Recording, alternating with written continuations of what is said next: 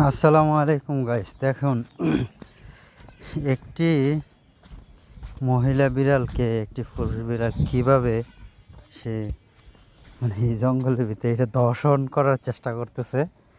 দেখুন, এই হচ্ছে অবস্থা। এটাকে কি বলবেন, একটা পশু এখন বুঝে কিভাবে একটা মেয়েকে করা যায়, ইমপ্রেস করা যায়, নিজের প্রতি আকর্ষণ বাড়ানো যায়।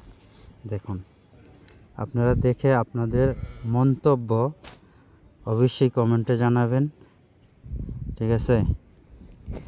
আপনাদের মন্তব্য জানালে আমরা এরকম আরও ভালো ভালো ভিডিও দেওয়ার চেষ্টা করব ইনশাল্লাহ। কি হয়, দেশটা কি হয়েছে দেখেন। একটা পশুও